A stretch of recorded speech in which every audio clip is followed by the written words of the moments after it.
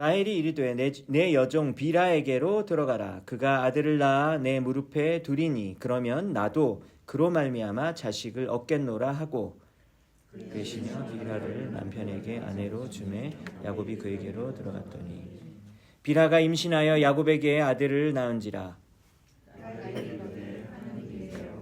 보시고 내 호소를 들으사 내게 아들을 주셨다 하고 이로 말미암아 그의 이름을 단이라 하였으며 라헬의 시녀 비라가 다시 임신하여 둘째 아들을 야곱에게 낳음에 라헬이 이르되 내가 언니와 크게 경쟁하여 이겼다 하고 그의 이름을 납달리라 하였더라. 레아가 자기의 출산이 멈춤을 보고 그의 시녀 실바를 데려다가 야곱에게 주어 아내로 삼게 하였더니 그래서 아들을 낳음에 레아가 이르되 복되도다 하고 그의 이름을 갓시라 하였으며 실바가 둘째 아들을 야곱에게 낳음에 레아가 이르되 기쁘도다 모든 딸들이 나를 기쁜 자라 하리로라 하고 그의 이름을 아셀이라 하였더라. 루벤이 나가서 들에서 합한 채를 얻어 그의 어머니 레아에게 드렸더니 라헬이 레아에게 이르되 언니의 아들의 합한 채를 청구하노라. 레아가 그에게 이르되 네가 내 남편을 빼앗은 것이 작은 일이냐? 그런데 네가 내 아들의 합한 채도 빼앗고자 하느냐?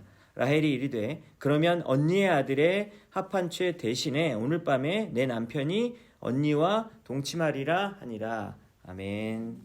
네, 우리 말씀 듣기 전에 우리 앞뒤 좌우 계신 분들과 함께 미소 지으면서 인사하겠습니다. 주님의 이름으로 환영합니다.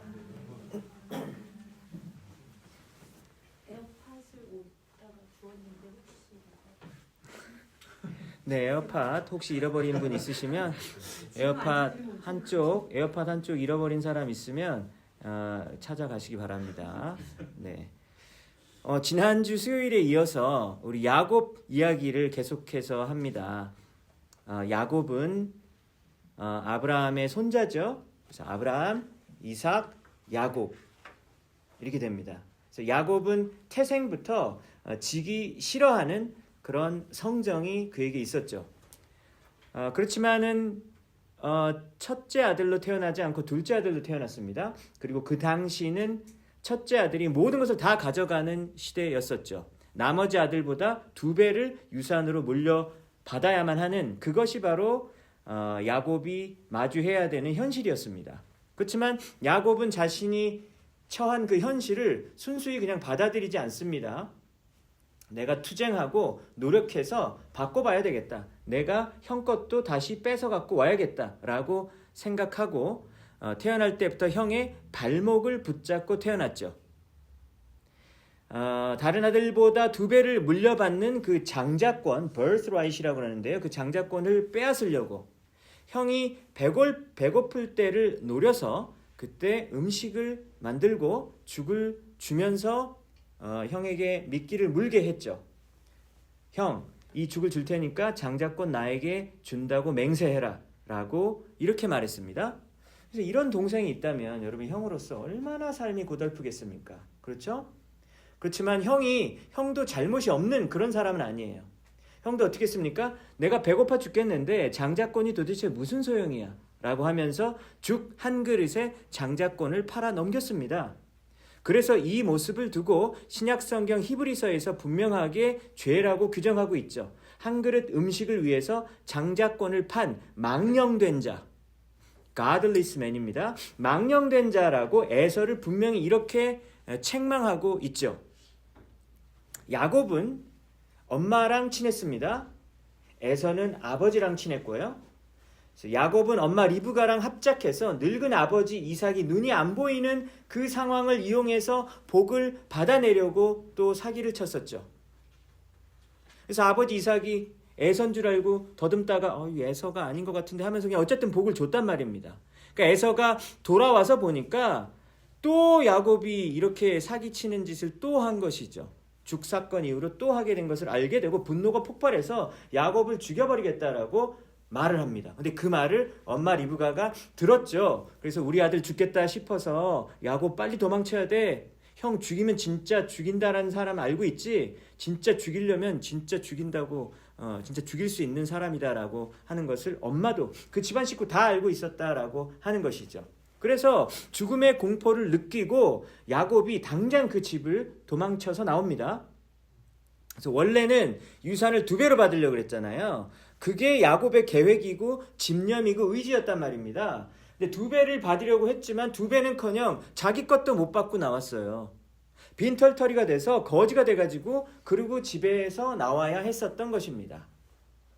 여러분, 야곱이 정말 잘 살아보겠다고 그렇게 계획을 세우고 최선을 다하는 삶의 그런 자세가 여러분 그게 잘못된 건가요?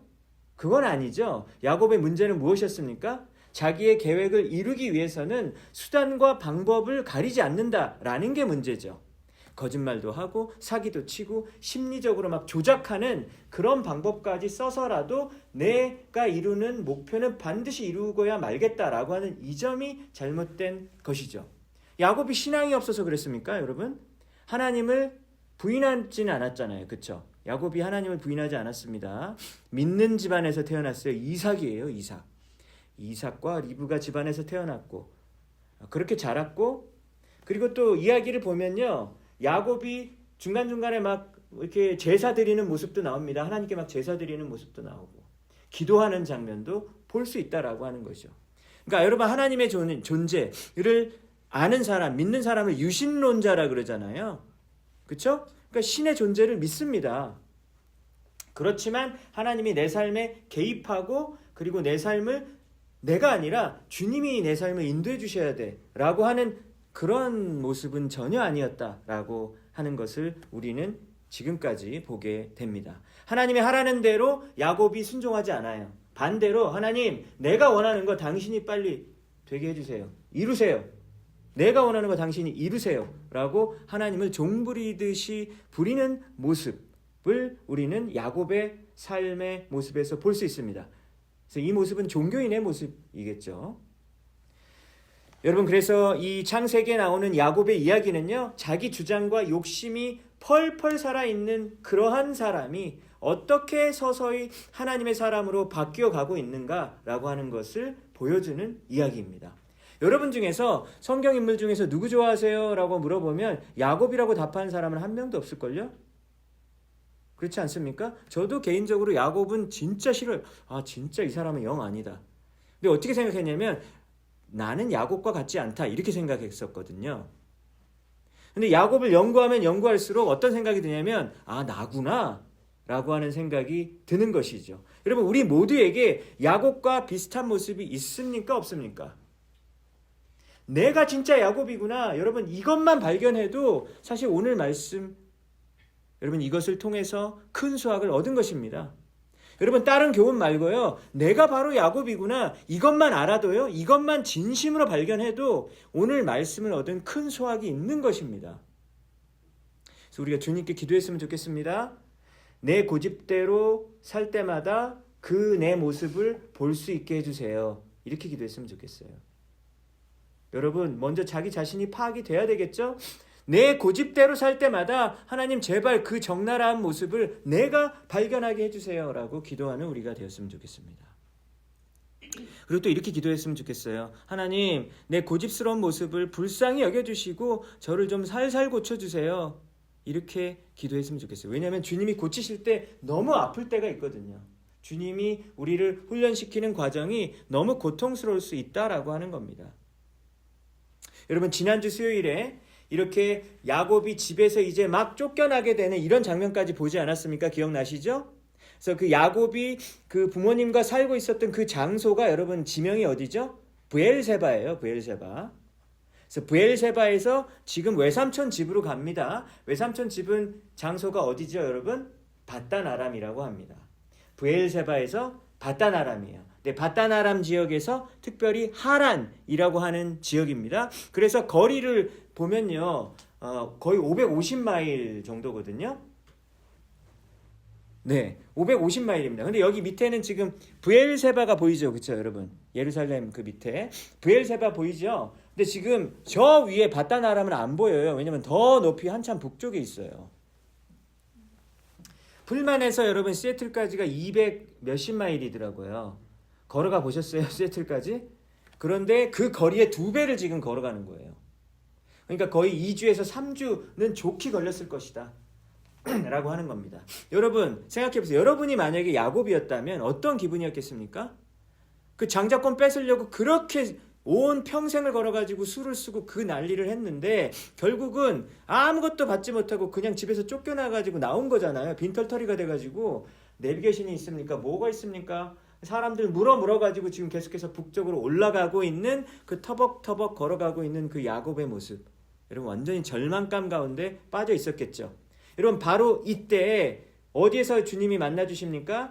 야곱을 베델에서 만나 주시죠. 베델 보세요. 여기 지금 가다가 바로 얼마 멀리도 안 갔어요. 그쵸? 바단 아람 가기도 한참 전에 베델에서 뭔 베개를 베고 잤습니까? 야곱이 돌베개 베고 잤잖아요. 그러니까 베개가 없으니까 그냥 돌이라도 베고 자는 거죠. 그러니까 얼마나 그 모습이 처량하고 참으로 이렇게 비참한지 알 수 있습니다.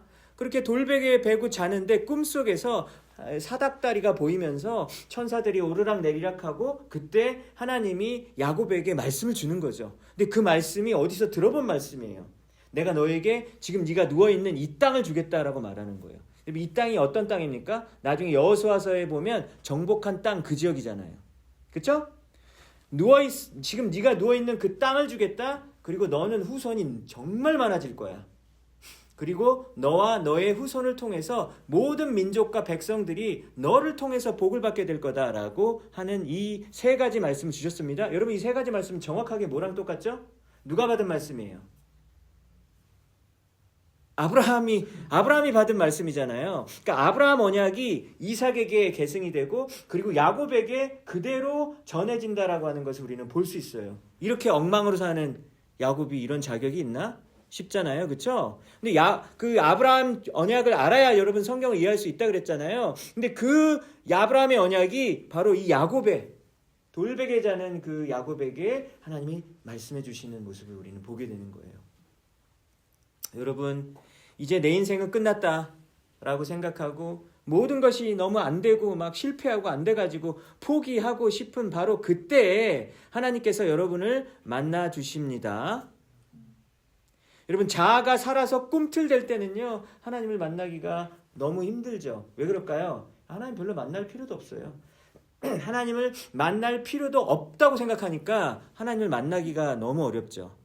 그렇죠? 그런데 정말로 나는 진짜 망했다. 사람들이 다 나에게 등을 돌렸다. 이제는 내가 목표도 없고 막 꿈틀대던 어떤 그런 목표 지향적인 어떤 그런 모습도 어떤 그런 열정도 다 사라졌다라고 할 때에 여러분 그때 주님의 일이 본격적으로 시작이 되어지는 것이죠.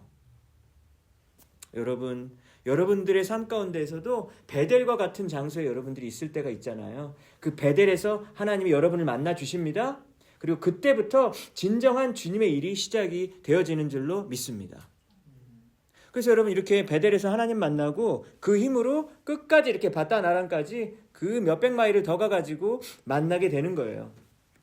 그래서 오늘 이 이야기의 배경은 야곱의 인생의 2막이라고 할 수 있어요. 브엘세바의 1막이 끝나고 바단 아람에서의 2막에서의 삶의 시작입니다.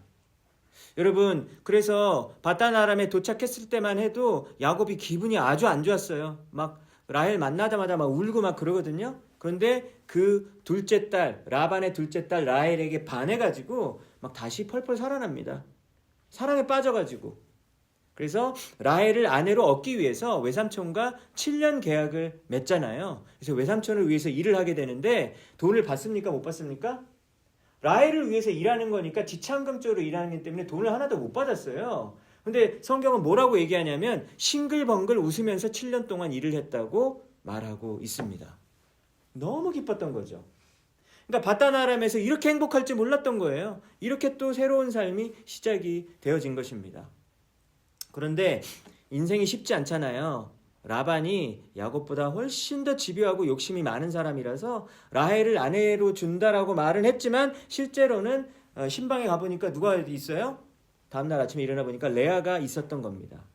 여러분 인생이 결코 쉽지 않습니다. 베델에서 하나님 만났잖아요. 그쵸? 베델에서 하나님이 막 약속 너무 주셨잖아요. 근데 어때요? 또 다른 시련과 고난이 시작되는 것을 우리는 보게 됩니다. 그러니까 여러분, 베델에서 하나님 만났다고 그 다음부터 고생이 없는 게 아니죠. 그렇죠? 계속해서 우리의 삶은 어떤 하나님의 그런 손길 가운데 있는데 그것이 바로 고난이 아예 없다라는 것을 말하지는 않습니다. 레아는 아버지 도움이죠. 그러니까 텐트에 들어가 가지고 야곱의 첫 번째 아내가 되었습니다. 하지만 야곱이 레아를 좋아했겠습니까? 너 아버지랑 같이 속여가지고 지금 여기 들어올 때 왜 반대 안 했어? 이러면서 야곱이 레아를 사랑할 수가 없잖아요. 그러니까 그걸 레아가 알아요. 이렇게 강제로 이렇게 와이프가 됐지만 사랑하지 않습니다. 그런데 하나님께서는 레아에게 긍휼을 베푸셨어요. 비록 남편의 사랑을 받지 못했지만 아들을 4명이나 연속으로 낳을 수 있는 놀라운 복을 허락했습니다. 그러니까 지금은 뭐 아들 낳는 게 뭐 큰 복이냐 뭐 이렇게 아들이 많으신 분이 있어가지고 좀 그런데, 그러니까 아들 낳는 게 뭐 큰 복이냐 뭐 이렇게 생각할 수도 있지만 여러분 그 당시에는요 아들 낳는 게 거의 권력이에요.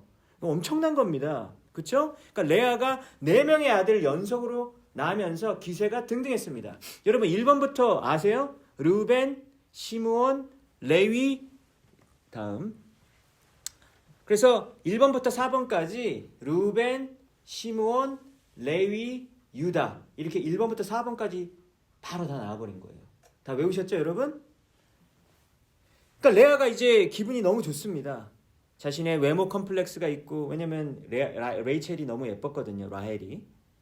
그래서 야곱에게 사랑을 못 받지만 다산을 함으로써 이게 보상받고 자기가 체험받는 것 같은 그런 느낌이 드는 거죠. 더 기분 좋게 만드는 건 뭐예요? 늘 평생 동안 나보다 외모가 뛰어난 여동생이라고 생각을 했는데 이제는 어떤 상황이 됐어요? 동생이 자기를 부러워하는 상황이 된 거예요. 그러니까 기분이 더 좋은 거죠. 여러분 이 말이 무슨 말인지 알죠?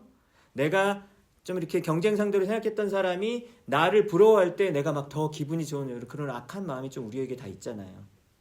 그래서 동생 라헬은 그 마음이 점점 비참해졌습니다. 비참한 걸 어떻게 알 수 있죠? 여러분 오늘 1절부터 3절 보세요.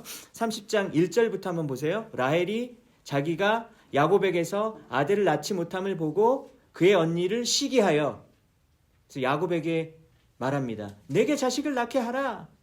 그렇지 않으면 나는 죽을 거야. 이렇게 얘기합니다. 그러니까 지금 불똥이 어디 튑니까? 남편에게 튀는 거예요. 그러니까 2절에서 이제 남편이 라헬에게 막 이제 화내면서 말하죠.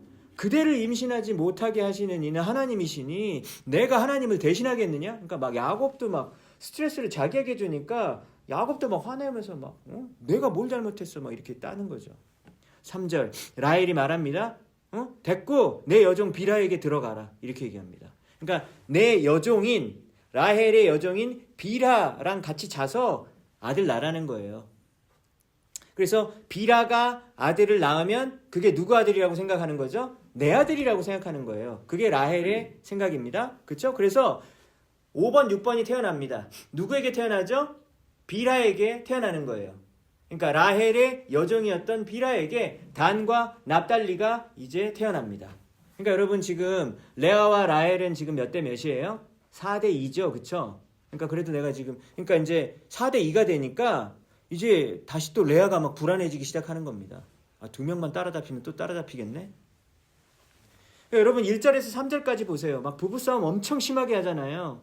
아기 낳는 것 때문에 언니와 동생이 서로를 막 미워하고 막 시기하고 그러고 남편은 그 사이에 껴가지고 하루하루가 괴로운 삶을 살고 있습니다. 여러분 그러니까 이 비라를 통해서 애를 낳으려고 하는 이 모습이 이전에도 있었잖아요. 창세기에. 누구였습니까? 할머니 사라가 그랬잖아요. 사라가 애를 못 낳으니까 25년을 기다려야 되는데 10년째가 됐을 때도 아직도 애가 안 나오니까 10년째 어떻게 합니까? 당신 내 여종 하갈이랑 자 이러면서 하갈에게 태어난 이스마엘을 얻으려고 했었잖아요. 근데 여러분 어떻습니까? 이스마엘을 낳으니까 행복이 찾아왔나요? 아니요. 이스마엘 태어나고 나서 집안이 더 깨졌습니다. 왜냐하면 하갈이 아들 낳았다고 이렇게 막 기세 등등해지니까 사라가 너무 기분이 나빠가지고 막 쫓아냈단 말이죠. 그래서 아브라함 집안이 훨씬 더 어려워졌다라는 것을 우리는 이미 알고 있습니다. 그러니까 여러분 인간적인 실수는 근본적인 문제를 해결할 수 없다라는 것을 성경이 누누이 말해주는 것이죠. 여러분 지금 레아가 4명이나 아들을 낳았지만 빌하가 2명 낳는 것을 보고 다시 초조해지기 시작했습니다. 그래서 레아가 또 생각해낸 방법은 뭐예요? 그러면 내 여종이랑 자. 또 이러는 거예요. 그래서 내 여종이 누구였습니까? 레아의 여종은 실바예요. 그래서 실바를 통해서 몇 번이 나옵니까? 7번, 8번 아들이 태어나는 거예요. 누굽니까? 갓과 아셀인 거죠. 여러분 그래서 이렇게 끝나는 줄 알았는데 레아가 또 다시 또 임신을 할 수 있게 됩니다. 그래서 9번과 10번이 나오게 됩니다. 누굽니까? 이사갈과 스불론이 태어나게 되는 거예요. 그래서 여러분 이 집안에 지금 아들이 총 몇 명이에요? 여기까지 10명이에요. 여러분 근데 10명의 아들이 태어났는데 그 중에서 단 한 명의 아들도 낳지 못하는 4명의 여자가 있는데 그 중에서 한 명도 아들을 낳지 못하는 사람이 딱 한 명이 있게 되는 거죠. 누굽니까? 라헬이 되는 겁니다. 그러니까 라헬은 너무나도 고통스러운 것이죠. 그래서 여러분 라헬은 하루하루 사는 게 너무나도 불행했습니다. 비록 남편의 사랑을 받았지만 10명의 아들이 태어나는 것을 보면서 너무나도 불행했다라고 하는 것이죠. 여러분 보세요. 라헬이 너무 불행하잖아요. 그럼 레아는 행복한가요? 레아도 불행해요. 지금 10명 중에서 지금 솔직히 말하면 지금 8명이 자기 지분에 해당된다라고 볼 수 있잖아요. 그런데 레아도 여전히 불행합니다. 15절을 볼까요? 15절을 보면 이런 일이 있습니다. 합한채라는 그 약초가 있었습니다. 영어 성경에서 맨드레이크라고 번역을 해요. 맨드레이크라는 그 얼브가 있었어요. 그 약초가 있는데 이것은 임신에 좋다라고 알려진 그런 약초입니다. 근데 레아의 첫째 아들인 누구죠? 1번 아들 르우벤이 엄마를 위해서 엄마가 이제 고민하는 거 아니까 엄마가 지금 아들 더 낳고 싶은데 못 낳는 거 그거 알아서 엄마를 위해서 합한채를 따갖고 온 거예요. 그러니까 그 모습을 옆에 있던 라헬이 보게 됐습니다. 그래서 뭐라고 얘기합니까? 언니 그 합한채 나한테 줘. 이렇게 얘기합니다. 그때 레아가 폭발하죠. 그래서 레아가 뭐라고 얘기합니까? 네가 내 남편 뺏은 것이 작은 일이냐? 그런데 이제 내 아들 합한채까지 빼앗으려고 그래? 네가 남편 뺐더니만 합한채, 내 아들이 갖고 온 합한채까지 뺏으려고 해? 라고 하는 모습을 보게 되는 거죠. 여러분 지금 레아가 행복합니까? 아니죠. 이상하게 레아도 불행한 것을 우리는 보게 됩니다. 아니 그렇게 아들을 많이 낳았으면 행복하고 만족하게 살 줄 알았는데 알고 보니까 왜 그렇게 불행하냐면 여전히 동생이 내 남편을 빼앗았다라고 그런 생각으로 살고 있었던 거죠. 근데 여러분 라헬 생각은 어떨 것 같아요? 라헬 생각은 어떨 것 같아요? 누가 누구 남편 뺏었어요? 언니가 내 남편 뺏었잖아. 이렇게 생각했겠죠. 그러니까 둘 다 이런 생각을 가지면서 너무나도 불행한 삶을 하루하루 살아가고 있었던 겁니다. 여러분 이 야곱 집안 어떻습니까? 라헬은요 출산을 못해서 불행해요. 그리고 레아는 동생이 남편을 뺏었다고 생각해서 불행합니다. 야곱은 왜 불행하죠? 날마다 2명이 싸우니까 그 싸우는 틈바구니에 껴가지고 눈치 보면서 사느라고 숨막히게 불행합니다.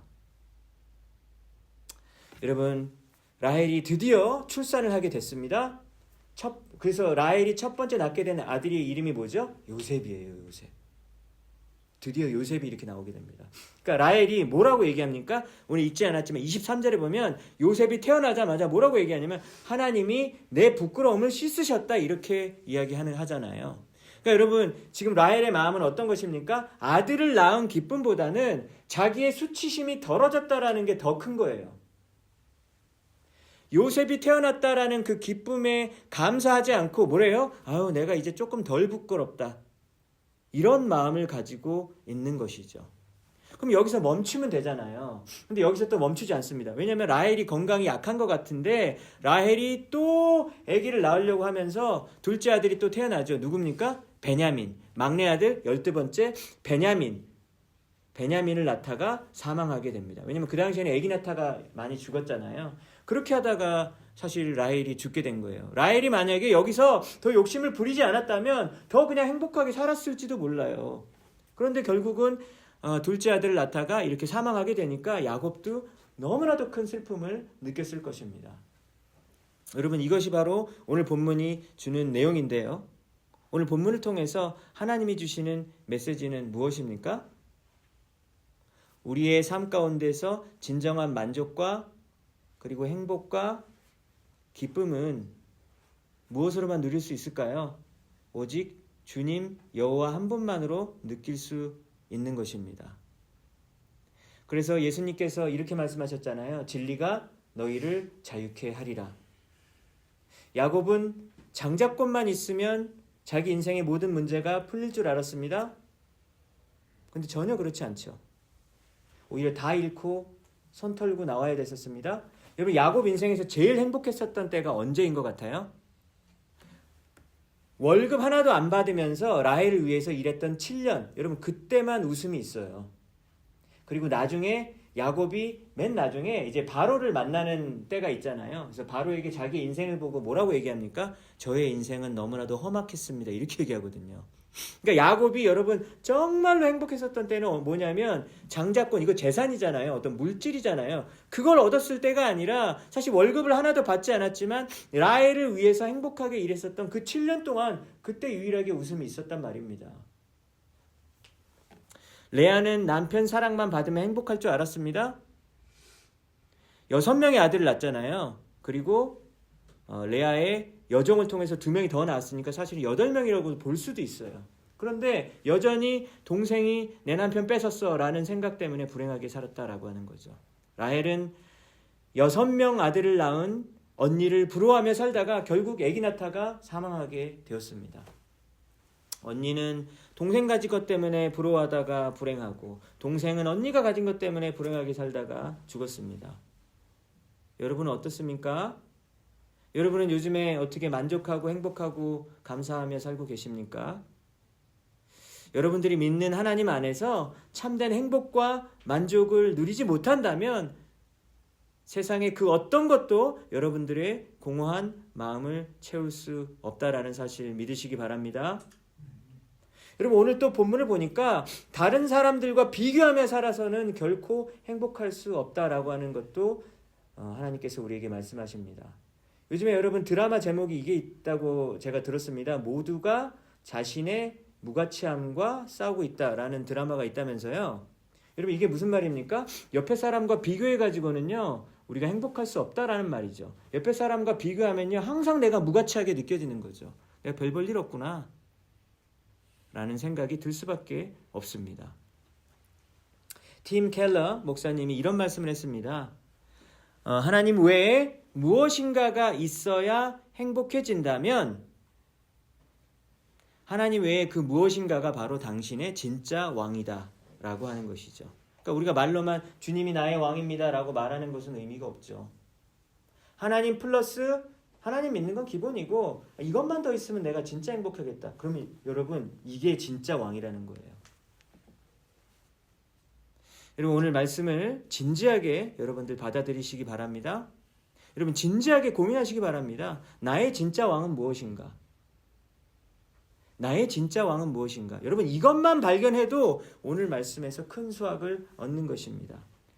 그래서 내가 생각하기에 이것을 통해서 무언가를 얻을 수 있다라는 그것의 허상을 발견한 자만이 주님께서 주시는 참된 안식으로 들어갈 수 있다.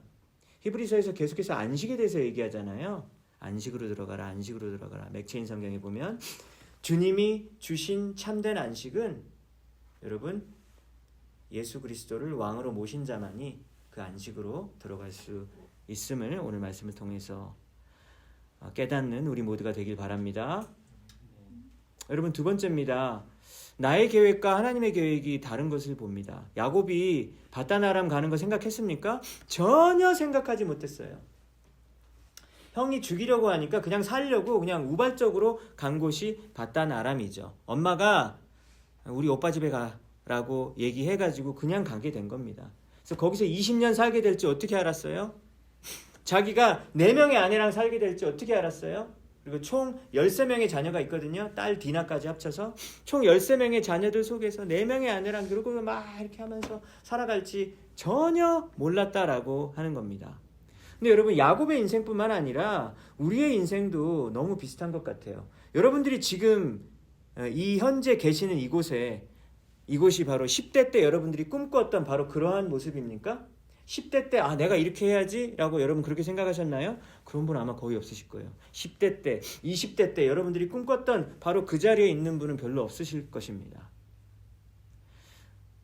전혀 의외의 상황 속에 우리가 살아가고 있는 것이죠. 그리고 야곱은 암투와 시기와 경쟁과 미움이 가득한 그런 집안에서 살고 있는 거예요. 내가 결혼해서 살았는데 이렇게 살 줄을 내가 알았을까? 전혀 몰랐죠. 그러니까 야곱은 자기 집안을 보니까 그냥 한 명 한 명이 다 막 그냥 그런 욕심을 가지면서 막 진흙탕 싸움을 하고 있는 모습을 보게 되는 거예요. 자기를 포함해서. 라반까지 포함해가지고. 진흙탕 싸움을 하고 있는 그 안에서 살고 있는 자신을 발견하게 됩니다. 그러니까 여러분 그냥 겉모습만 보면요. 야곱 집안 참 안 됐다. 뭐 이렇게 생각하고 넘어갈 수 있잖아요. 그런데 여러분 이 진흙탕 싸움만 있는 이곳 가운데 12명의 아들이 태어났잖아요. 그렇죠? 근데 12명의 아들이 태어나서 이들이 나중에 12지파의 조상이 되지 않습니까? 그렇죠? 그래서 여러분 1번부터 11번까지 아까 다 외우셨죠? 그죠? 순서대로 이제 외울 수가 있어요. 근데 이 12지파가 얼마나 중요하냐면 첫 번째로 민수기, 구약 성경의 민수기 보시면 광야에서 그 대열을 갖춰가지고 떠나지 않습니까? 그쵸? 출애굽해가지고 광야에서 가나안 땅으로 향하잖아요. 그때 향할 때 가운데에다가 그 언약궤를 놓습니다. 그리고 성막을 놓거든요. 그래서 그 터버너클을 가운데에다 놓고, 여러분 그럼 가운데는 누구 지파예요? 레위 지파겠죠.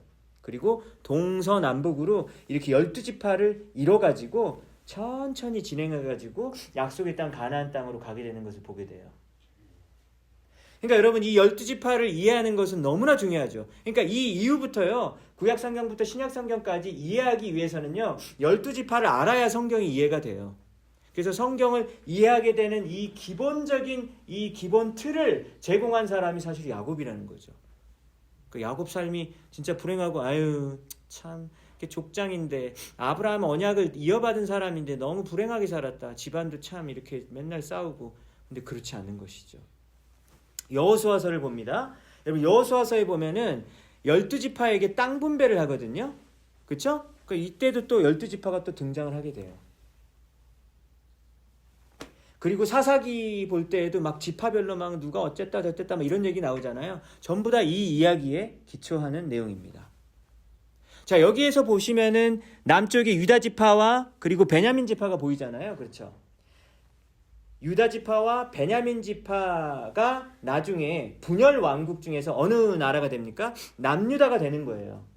시므온 지파는 유다 지파의 자동으로 흡수가 돼서 거의 사라지다시피 하고요. 그리고 나머지 북쪽 땅을 보십시오. 나머지 북쪽 땅에 있는 10개 지파가 또 북쪽 이스라엘을 이루게 되는 거예요.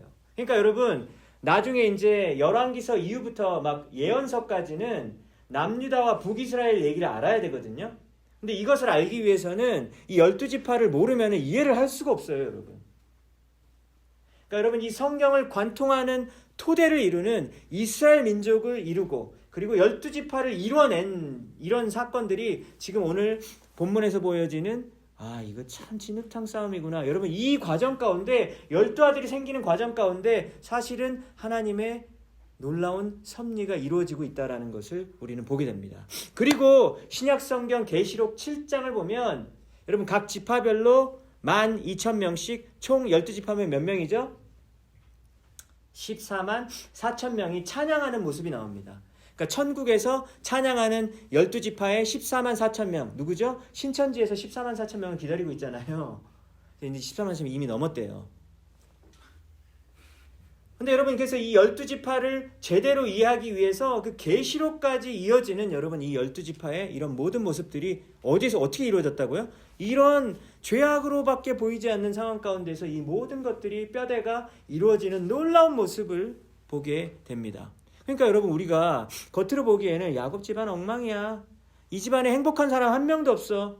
이렇게 생각할 수 있죠. 근데 여러분 아무것도 아닌 것 같은 그런 콩가루 같은 집안에서 놀라운 하나님의 언약이 성취되어지는 여러분 근본적인 틀이 지금 이루어지고 있다라고 하는 것을 우리는 보게 되는 겁니다. 그렇다면 여러분 야곱의 삶만 그렇겠습니까? 내 삶도 똑같은 거예요. 내 삶을 보니까 참 별로다.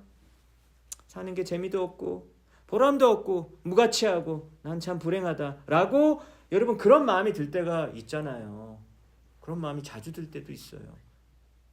그런데 여러분, 우리의 그런 참으로 보잘것없이 보이는 그런 삶 가운데에서 여러분 죄악밖에 없고 내 실수밖에 없는 그 연약함밖에 없는 여러분 내 삶 가운데에서 누가 일하고 있다고요? 하나님의 손길이 일하고 있다고요.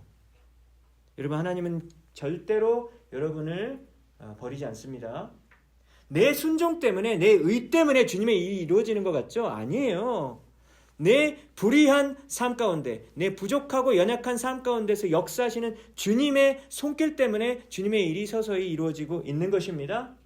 여러분, 주님의 신실함이 여러분들의 죄보다 더 크다라는 사실 믿으시기 바랍니다. 여러분의 십자가 사랑이 여러분들의 연약함과 악함보다 더욱더 강하다는 것을 믿으시는 여러분들 모두가 되시기를 주님의 이름으로 축원합니다.